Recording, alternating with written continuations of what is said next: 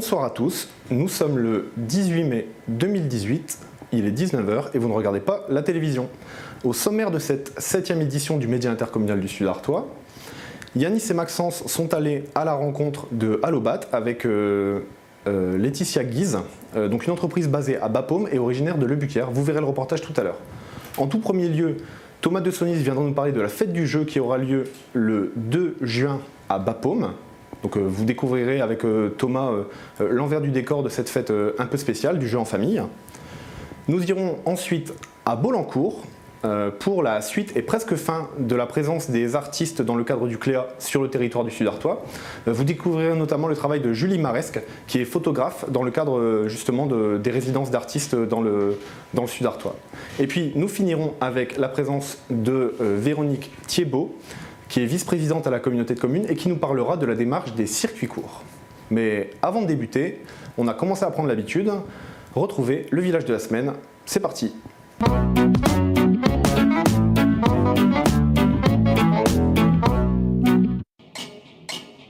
Bonjour Jean-François Lely. Bonjour Yanis. Alors vous êtes maire de Ablainsvel. Oui. Dites-moi un peu plus sur votre commune. C'est un village de 220 habitants. Il y a une quinzaine d'années, il y avait à peu près 170-180 habitants. Donc c'était un village qui a très bien évolué, avec beaucoup de maisons individuelles qui se sont construites. Alors ce qui fait son attractivité, c'est un peu aussi le milieu rural en fait, assez calme. Après il y a la proximité à côté de Bucois qui est un bourg-centre, donc avec pas mal de commerces et tous les services qu'on peut avoir déjà à proximité. Et si bien ici les maisons avant ne traînent pas, donc ce qui fait que c'est un village aussi, donc, comme je l'ai dit tout à l'heure, qui a très bien évolué depuis quelques années. Avec une population jeune aussi, de beaucoup de jeunes couples qui se sont installés et aussi forcément donc beaucoup d'enfants. Ouais. On est à peu près sur 220 habitants, il y a à peu près 40 enfants de moins de 12 ans déjà, à peu près une quarantaine, 45 et une vingtaine de personnes de plus de 65 ans, ce qui fait quand même une population qui reste très jeune, comme on va dire comme son maire. Et donc c'est une école déjà, c'est très important d'avoir une école dans son village. Donc c'est un RPI avec Courcelles et Gommiers-Court. Et les classes sont bien remplies. Juste un RPI, qu'est-ce que c'est ? Alors, un RPI, c'est un regroupement pédagogique intercommunal. Donc sur 3 communes. Comme je vous ai dit, Courcelles-le-Comte et Gommiers-Court, avec ramassage par bus, forcément, au matin, au midi et au soir. Une garderie et une cantine sur Courcelles. Et donc les effectifs sont très bons, un très bon corps enseignant aussi. Donc une école qui marche à merveille, donc très attractif aussi forcément, parce que c'est un peu ce que demandent les gens quand ils arrivent dans un village, c'est l'école et internet aussi. Donc internet ça va aussi, on est très bien desservi aussi par la fibre optique depuis quelques années. Donc voilà, c'est un peu ce qu'on peut dire de village d'Ablainsvel de ce point de vue-là. D'accord. Et il y a aussi un certain nombre d'exploitations ici. Oui, donc comme je vous ai dit tout à l'heure, c'est très rural. C'est quand même un village il y a combien 5 exploitations agricoles en polyculture élevage. C'est vrai que maintenant les élevages ça se meurt un peu, un peu partout. Et ici, il y en a encore sur les 5, il y a encore on va dire 4 qui ont encore des vaches et des genisses ou de la volaille. Et vous avez aussi votre propre... Oui, moi dans ma vie professionnelle, je suis agriculteur, éleveur, donc j'élève de la limousine, de la genisse et limousine, et de la volaille aussi, et je vends tout en direct en fait, en direct, en local, disons, consommé local, disons. Okay. En circuit court. Circuit court, exactement. Voilà, c'est ça le bon. Ouais. Bonjour Serge. Bonjour Yanis. Alors vous êtes habitant d'Ablainsvel et employé communal. Alors est-ce que vous pouvez nous décrire un peu votre travail ici ? Mon travail consiste à un peu tout l'entretien qu'il y a à faire dans une commune. Donc tout ce qui est désherbage, taille des arbres, nettoyage du cimetière, tous les abords soit église, monument, école. D'accord. Et puis après, tout ce qui est petites réparations dans l'école, mairie et salle. Très bien.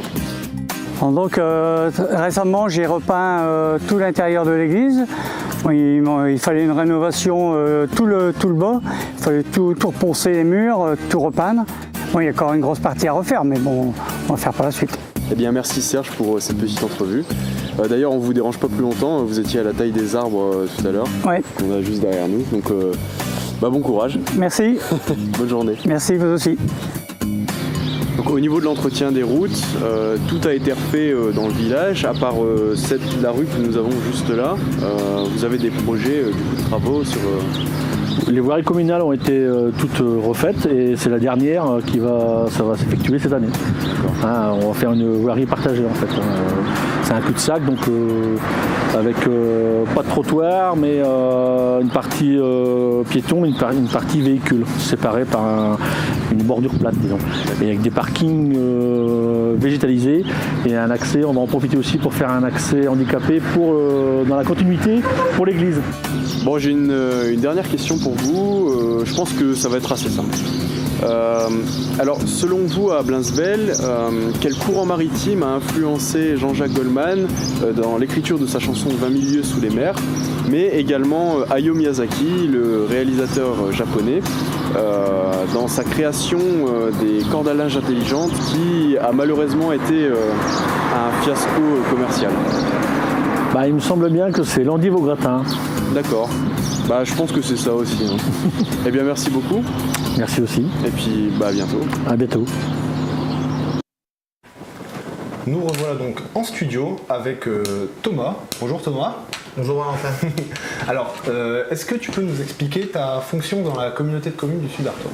Oui, donc j'ai été recruté le 1er mars 2018 en tant qu'animateur ludothèque. Mais avant ça, j'ai été sur la communauté de communes directeur d'accueil de loisirs et aussi directeur multisite. D'ailleurs, je pense que beaucoup de monde qui regarde actuellement connaissent déjà Thomas. J'ai vraiment demandé la présentation pour la forme, mais on te connaît à mon avis déjà pas mal. Mais aujourd'hui, tu n'es pas venu nous parler de ludothèque plus que ça. Tu es sur un plus gros projet. Oui. Le projet de le jeu en famille, la fête du jeu, donc c'est une manifestation qui est sur le jeu dans l'ensemble, aussi bien jeux de société, jeux d'antan, jeux en bois, avec différentes associations qui vont venir, comme la maison d'accueil spécialisée, la MAS, qui nous font l'honneur d'être présents, aussi bien qu'avec AIR, avec des éducateurs et animateurs qui vont présenter, on va dire, des jeux autour du thème qui est le cinéma. D'accord. Voilà. Donc c'est un événement. Oui. Dont on a ici l'affiche, donc on va faire un petit peu comme d'habitude. Yanis, on la montre où? Là-bas. Là, voilà, très bien. Donc voilà, c'est la fête du jeu en famille, et ça a lieu quand? Donc avant tout, le but de la fête du jeu, c'est de développer le lien social et aussi de faire découvrir l'intérêt du jeu aux familles. Voilà. Donc ça, c'est à partir de 14h jusqu'à 18h le samedi 2 juin 2018. D'accord. Voilà un petit peu. Donc c'est gratuit? Oui. Ah, ça c'est une bonne question. Effectivement, oui, c'est gratuit. Donc voilà un petit peu. Il y a de quoi se restaurer un petit peu sur place, boire? Oui, une buvette, une association de Bapom. D'accord. Qui va venir juste pour la vente de boissons. D'accord. Il n'y aura pas d'alimentation. Et qu'est-ce qu'on pourra faire lors de cette fête du jeu, Thomas? Pour cette fête du jeu, c'est surtout découvrir tout ce qui est des jeux, on va dire tout ce qui est jeux en bois. D'accord. Aussi jeux de société. Et aussi également, il y aura parcours de motricité. Et aussi bien, on va dire... avant tout, c'est vraiment le but, c'est vraiment de passer une après-midi entourer enfants, famille, le regroupement. D'accord, Voilà, c'est d'accord. surtout ça, avant tout. Très bien. Voilà. Alors nous, on aura d'ailleurs, on en profite pour le dire, on aura également une émission spéciale en direct de la fête du jeu, dans laquelle on va tenter d'interviewer un certain nombre de personnes. On aura peut-être un petit défi maquillage. Enfin, on va tenter des choses, à mon avis, assez marrantes. Si tu devais nous parler d'un jeu qui sera présent et qui sera intéressant que tu as dans ton catalogue de ludothèque, est-ce qu'il y en a un qui est particulier? Particulier, pas vraiment, parce que les jeux, eux, ils sont vraiment tous intéressants, donc ça dépend vraiment de la personne. D'accord. Voilà. Il y a des jeux qui vont plus intéresser d'autres, donc vraiment, je peux pas vraiment sortir un jeu plus qu'un autre. Ça dépend vraiment le goût des gens. Alors et ce qu'ils moi je recherchent. peux te dire, il y a mon préféré qui est pour les assez jeunes enfants, en plus c'est le verger. J'adore jouer au verger et donc je pense que je te lancerai un défi d'une partie de verger. Voilà. D'accord, donc avec plaisir, il faut savoir qu'on a eu d'ici peu le premier verger, donc encore plus adapté, ça commence à partir des 3 ans. D'accord. Donc c'est beaucoup plus simple, mais c'est sur le même principe. Donc, si c'est plus simple. Avec plaisir, on essaiera les deux alors. Ouais, super. Eh bien, notre entretien touche à sa fin. Nous allons donc aller retrouver Laetitia Guise, qui est allée à la rencontre de l'entreprise Allobat avec Yanis et Maxence. C'est parti. Bonjour Monsieur Pronier, donc vous êtes le gérant de la société Allobat Habitat qui célèbre ses 10 années d'existence. Est-ce que vous pouvez revenir sur la création de votre entreprise et nous présenter son activité? Alors nous avons créé la société Allobat en 2007, donc il y a un peu plus de 10 ans, pour aider les personnes à mobilité réduite. Et en octobre 2007, nous avons rencontré LG, le gros groupe LG, et on a signé un partenariat avec eux pour la distribution et la transformation de notre résine de synthèse. Donc notre activité qu'on a développée sur l'atelier de Le Bucaire, donc avec cette résine pour faire des douches, des plans de travail de cuisine, des paillasses pour les hôpitaux. Nous avons fait un salon à Norbat en 2014. Nous avons rencontré le gros groupe Idéal Standard, qui étaient à la recherche pour le bailleur Pas-de-Calais Habitat de création d'une nouvelle douche. Donc nous avons fait ensemble cette création de douche sans entretien. Donc en 2016, pour répondre à vos besoins de développement, vous êtes arrivé sur BAPOM. L'intercommunalité vous a accompagné dans votre installation. Vous êtes aujourd'hui ici dans un bâtiment relais qui appartient donc à la communauté de communes. Comment vous avez réorganisé votre activité ? Alors, suite à un gros appel d'offres de Pas-de-Calais Habitat concernant notre kit Pronova, nous avons la chance d'avoir rencontré M. Cotel, qui nous a loué un beau bâtiment sur le site de BAPOM, qui nous a permis de se développer et d'investir dans des grosses machines de commandes numériques, des presses et tout ça, pour se développer suite à des gros marchés avec les bailleurs. D'accord, donc aujourd'hui BAPOM c'est votre atelier de production. Voilà, on a ce site de production très bien, mais qui malheureusement devient un petit peu trop petit. Et sur le Bucaire, ça reste le siège social? Oui, alors on gardera toujours le siège social à Le Bucaire, et l'atelier qu'on avait avant va devenir un atelier de recherche et de développement pour ce produit. D'accord. Il faut aussi souligner qu'en 10 ans, à la création, vous étiez seul. Aujourd'hui, vous avez un effectif de 20 salariés. Comment vous gérez l'emploi, l'humain dans votre entreprise? Alors, ce que je recherche avec mes employés, c'est d'être humain. Il n'y a pas de numéro, chacun n'a pas un numéro. On se tutoie tout le monde. Il y a une relation toujours patron avec le salarié, mais une confiance absolue. Il faut rester humain avec les salariés et on fonctionne comme ça et que ça marche très très très bien. Aujourd'hui, vous avez encore des besoins de recrutement? Voilà, donc on développe encore ce produit et on a besoin de personnes à la production, On aurait besoin de 4 personnes à la production et 4 personnes en pause, qui est malheureusement une difficulté à trouver. Quels sont vos projets pour l'avenir? Alors le projet de l'avenir, c'est de développer ce kit sur le territoire français, avec des points d'agence un peu partout, et de créer encore beaucoup d'emplois au sein de BAPOM et du Sud-Artois. Monsieur Prognier, merci de nous avoir reçus. Bonjour Loïc, donc ça fait 1 an que tu as été recruté dans la société Allobat Habitat. Est-ce que tu peux nous expliquer ton poste et ta fonction? Alors j'étais embauché depuis le 12 juin l'année dernière, ça va faire bientôt 1 an, d'ici un mois. Et j'étais employé en tant qu'ouvrier polyvalent, spécialisé en atelier. Et c'est un travail que tu réalises seul ou c'est un travail d'équipe? Là, il y a quelques étapes où on fait seul. Et quand il y a un petit souci ou quoi, il y a toujours mon chef d'atelier qui est présent pour m'aiguiller. Pour terminer, si tu devais définir la société Allobat Habitat, qu'est-ce que tu en dirais? J'en dirais que je ne regrette rien d'être arrivé dans cette équipe.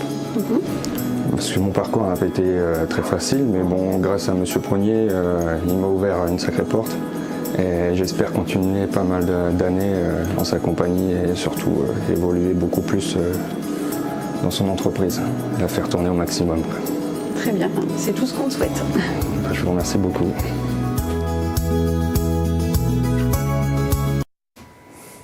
Et voilà, vous avez pu découvrir une aventure économique purement du territoire, puisqu'elle a commencé à Le Bucaire et qu'elle se continue à BAPOM et à Le Bucaire. Avant notre entretien avec Véronique Thiebaud, on vous invite à avoir une rencontre. Yanis et Maxence sont allés à Bolencourt rencontrer Edith Cotel dans son village pour les suites et presque fins de la présence des artistes sur le territoire dans le cadre du CLEA. C'est parti. On assiste cet après-midi à une représentation à l'école de Bolencourt. Il y aura aussi Villers-au-Flot parallèlement avec notre danseur, donc Afshin Ghaffarian, et notre photographe Julie Maresque. Donc ce seront 2 artistes qui sont arrivés ici sur le territoire, ce qu'on appelle les artistes en résidence, que la communauté de communes met à disposition du territoire pour faire des animations de type culturel, comme on le voit aujourd'hui à Bolencourt, avec une animation d'Afshin auprès des enfants.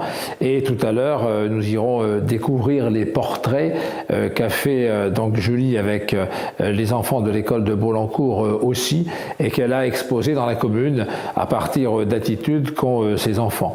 Donc je voudrais souligner le rôle important joué par la communauté de communes dans l'animation culturelle du territoire, notamment avec la venue de ces artistes en résidence qui passent voir les associations, qui passent aussi dans nos centres de loisirs pour faire des animations et qui sont aujourd'hui à l'école, qui sont allés dans d'autres écoles, dans les lycées, dans les collèges et dans les écoles publiques, privées, pour mettre donc leur talent à disposition des enseignants pour ouvrir nos enfants à la culture.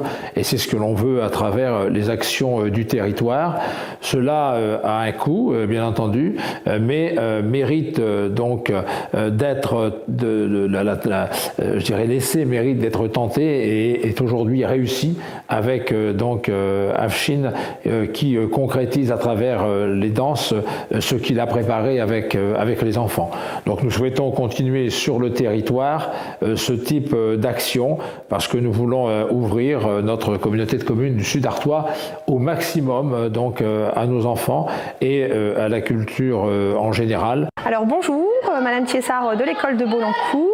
Je vous accueille aujourd'hui dans mon établissement, ma petite école de village où j'ai 21 élèves en CE2 CM1. Cette année, le projet d'école, c'est l'art dans le monde. Donc l'art, il fallait trouver. Les visites dans les musées, on en a fait. On est allé au Louvre-Lens.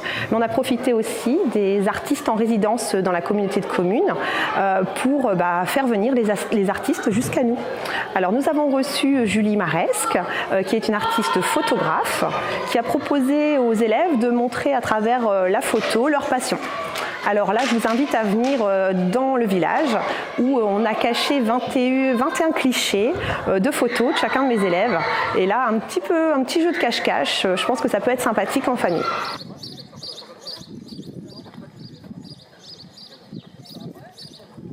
Et elle a proposé aux enfants de les prendre en photo à travers leur passion. Donc ils ont dû montrer ce qu'ils aimaient et ensemble ils ont réfléchi. Alors dans le village, il y a pour au moins un mois 21 photos de cachés.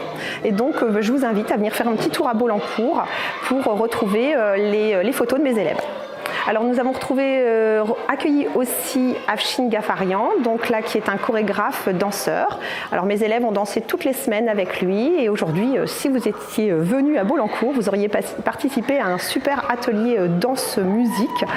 Et voilà, ça a permis aux enfants d'évoluer dans l'espace et puis de voir qu'on était tous capables de danser.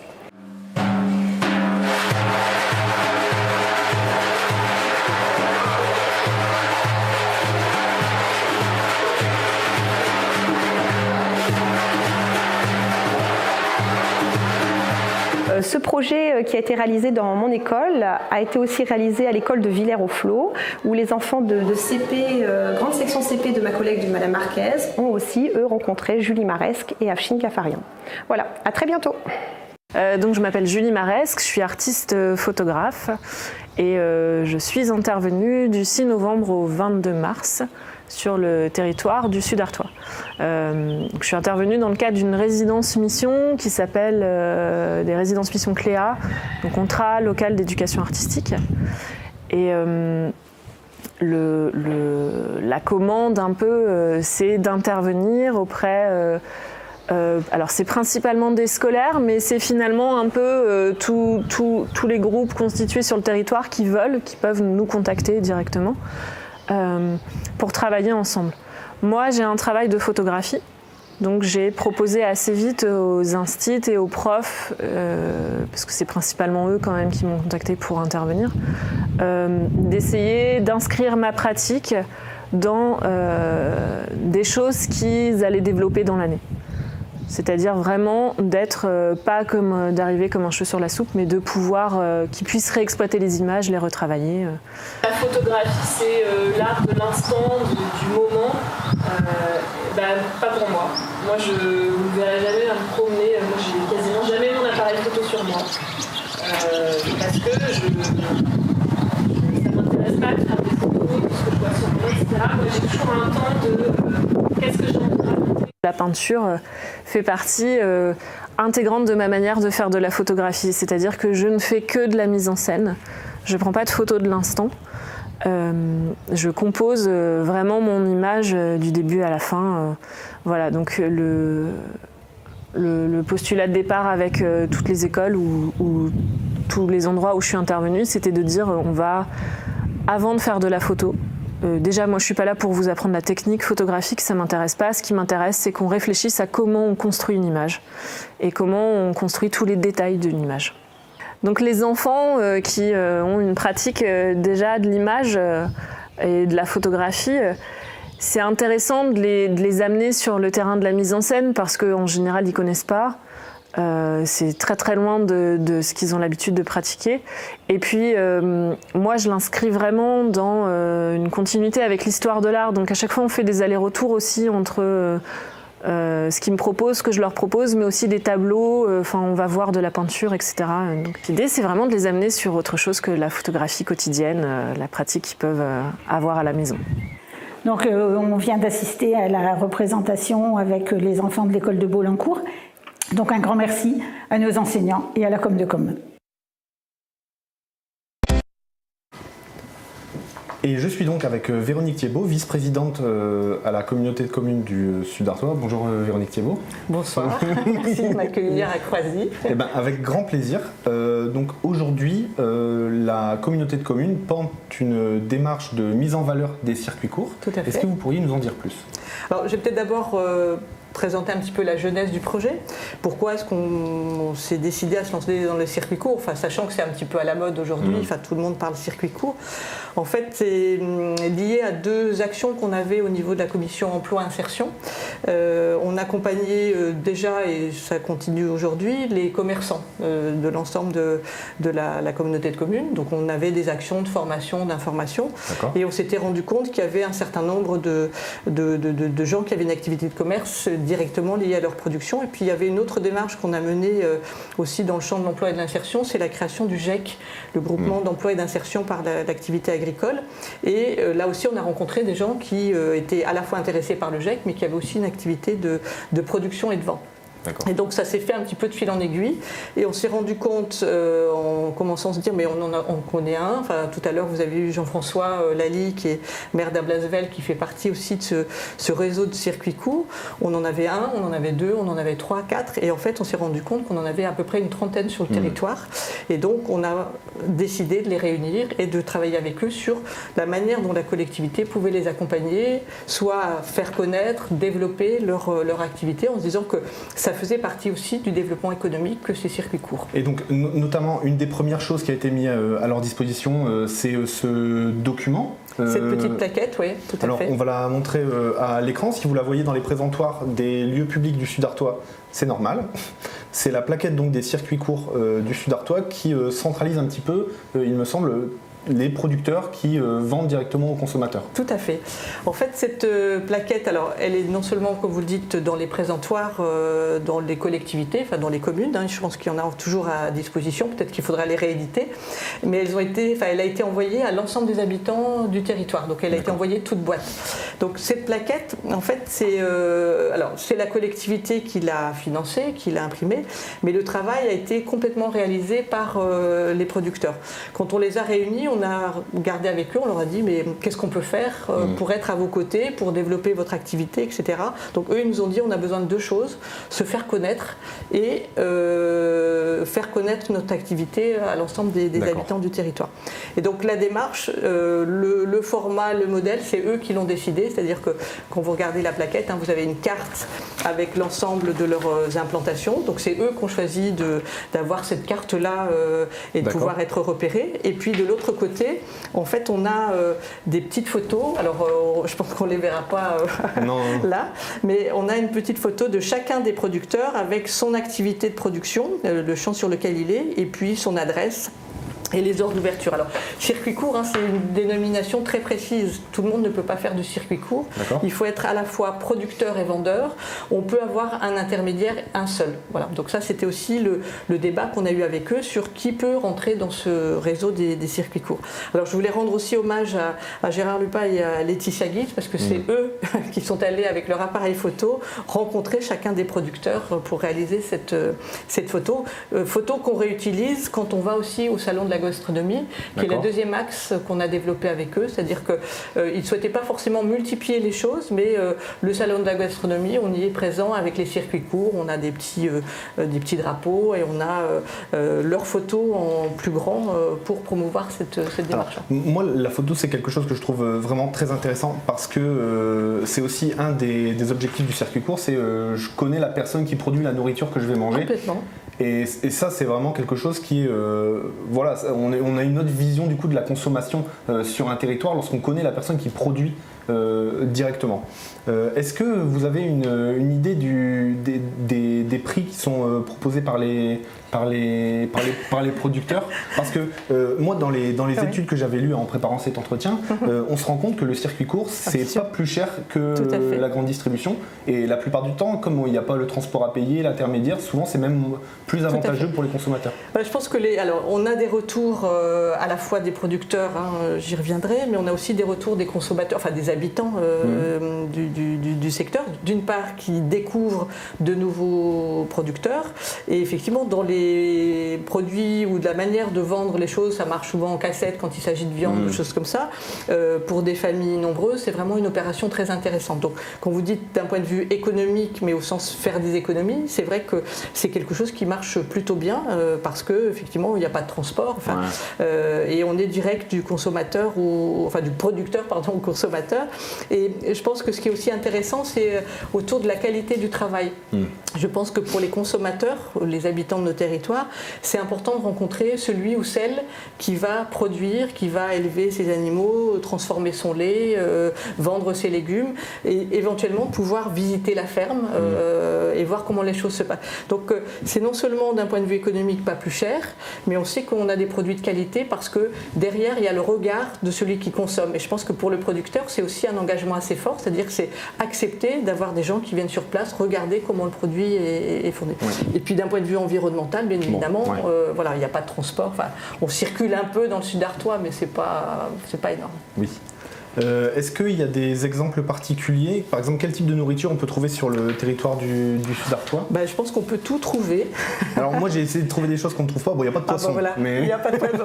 Non, le poisson vient. Alors là, vous l'avez au marché de Bapo, il y a de la poissonnerie qui se déplace, mais voilà, on n'a pas de poisson. Mais on a tout du légume à la production de viande ou à la transformation. D'ailleurs, il y a des producteurs qui, suite au travail qu'on a fait avec eux, ont décidé non pas seulement de vendre par exemple leur viande, mais de la transformer. Donc aujourd'hui, on a notamment, je pense à un transformateur de porc, un producteur de porc, à Le Transloy, qui a décidé un peu grâce au travail qu'on a mené avec lui, à transformer ses porcs en pâté. Et donc voilà, il a pris ce risque-là parce qu'il savait que derrière il y avait aussi de la vente potentielle. Donc on trouve tout, hein, si on regarde, on a de la viande, on a des produits laitiers, on a des légumes, on a des gens qui font de l'endive. Voilà, je pense que on est. Alors on a peut-être sur le territoire, on regardait ça l'autre jour, mais c'est la question de la bière. Par exemple, on n'a pas de bière. Donc peut-être avis aux amateurs. On a de la production de la bière artisanale du côté de Lagnicourt, mais pas sur notre territoire. Voilà. D'accord. Alors, il y a quelque chose, je pense que nous avons un producteur d'algues sur le territoire, de spiruline, qui habite à Sailly-au-Bois, si je ne dis pas de bêtises, mais sa production n'est pas sur le territoire. Malheureusement, on ne peut pas l'ajouter à la carte. Alors, je pense que cette plaquette, elle a pour vocation de bouger, d'évoluer. Donc voilà, quand on a terminé la plaquette, il y avait déjà de nouveaux producteurs qui nous demandaient à être sur cette plaquette là, donc on attend que le stock soit épuisé et puis on va la renouveler avec de nouveaux producteurs, j'espère, qui viendront nous rejoindre. Très bien. Également, ce qu'on va tenter de faire, vous avez vu qu'on faisait des reportages sur le développement économique dans son ensemble. On va tenter, avec le lancement de cette séquence, d'aller rencontrer des producteurs en circuit court pour également permettre de faire connaître leur activité et puis aussi faire prendre conscience à nous tous. On ne se rend pas forcément compte qu'à côté de chez soi, on peut trouver de la production de qualité, de nourriture, quels que soient ses goûts, quelles que soient ses habitudes alimentaires. Et là, typiquement, je pense que notre média intercommunal peut être une bonne vitrine puisqu'il est regardé quand même par pas mal d'habitants pour tous ces produits très locaux justement. Ouais. Je pense que ce que vous dites sur le fait que la méconnaissance, certains des habitants nous disaient oui, je connaissais un tel parce que j'y allais, mais je ne savais pas qu'il y en avait d'autres. Donc il y avait une connaissance du producteur plutôt ancien ou près de chez soi, mais les habitants n'avaient pas forcément la connaissance de l'ensemble des producteurs. Et ce que nous ont envoyé les producteurs, c'est grâce à cette plaquette, un des effets pour eux, ça a été de se mettre en lien entre eux, c'est-à-dire que quand ils ont des clients qui leur disent moi j'aimerais bien aussi trouver quelque chose, ils regardent la plaquette et les renvoient. Donc il y a une mise en réseau des producteurs entre eux et puis pour les habitants la possibilité d'avoir un panier rempli avec, alors peut-être pas tous les produits, peut-être pas du poisson, mais au moins avec une bonne partie de ce qui permet à un ménage, à une famille de consommer correctement. Et ça réinterroge aussi quelque chose, c'est la saisonnalité de la production, puisque en consommant localement, on part du principe qu'on va forcément être en lien avec ce que la nature produit sur le territoire du Sud-Artois. Et ça, c'est aussi un enjeu écologique. Oui, alors vous faites le lien peut-être avec un autre sujet qui me tient à cœur, qui est la question de l'alimentation plus globale, le programme alimentaire territorial sur lequel on est positionné au niveau de l'intercommunalité, avec le fait que la santé, c'est d'abord, ça passe par le bien manger, et donc la question des circuits courts contribue à cette démarche de programme alimentaire en produisant, en offrant aux familles, vous le disiez, des produits produits économiquement corrects, de qualité, à proximité. Donc voilà, c'est tout un ensemble. Et ce dispositif-là va rentrer dans ce programme alimentaire qu'on est en train de mettre en place autour de la restauration collective. Voilà, donc peut-être qu'on aura l'occasion d'en parler un peu plus. Tout à fait. J'ai une dernière question. Est-ce que les jardins de cocagne sont considérés comme un... Tout à fait. Alors, normalement, ils doivent être dedans. J'ai pas mis mes lunettes, donc... J'ai pas regardé non plus. Mais, non, ils sont dedans. Ils font partie des producteurs de légumes. Alors, avec une spécificité, ils sont bio, donc ils font de l'insertion. Ils accueillent des personnes en insertion, mais aussi ils ont du maraîchage bio. Donc, eux, ils sont présents à la fois sur le marché de Bapaume, le vendredi, et ils sont présents aussi sur leur site de production sur la zone des Moulins. Voilà, alors, nous, on avait acheté justement des légumes et des fruits. On avait acheté des fraises l'an dernier. C'était en plus pile il y a un an, pour faire gagner aux jeunes qui jouaient la compétition de jeux vidéo. Donc voilà, et en fait, tout le monde s'était régalé. Finalement, il n'y a personne qui était reparti avec des fraises, puisque tout le monde les avait mangées dans le... En partageant. Exactement. Voilà, ils étaient aussi repartis avec des paniers de légumes. C'est la période des fraises. Voilà, on va aller au jardin de cocagne. Tout à fait. Merci beaucoup, Véronique Thiebaud. Est-ce que vous vouliez ajouter quelque chose ? Non, mais je pense que voilà, moi, ce qui me semble important, c'est vraiment ce lien global autour de l'alimentation. Je pense qu'il y a des enjeux forts de nos sociétés aujourd'hui sur les questions de santé, sur les questions d'environnement, et donc la brique, la pièce du puzzle que sont les circuits courts va venir s'intégrer dans une démarche plus grande en matière de gaspillage alimentaire, de restauration collective avec des producteurs locaux. Donc on est engagé dans cette démarche-là. Donc voilà.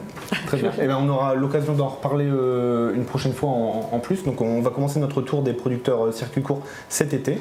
Notre émission touche à sa fin. Merci Véronique Thiebaud. Merci à vous. Et puis à la semaine prochaine pour une autre édition du Média Intercommunal en direct, cette fois du Festival médiéval de Bapaume.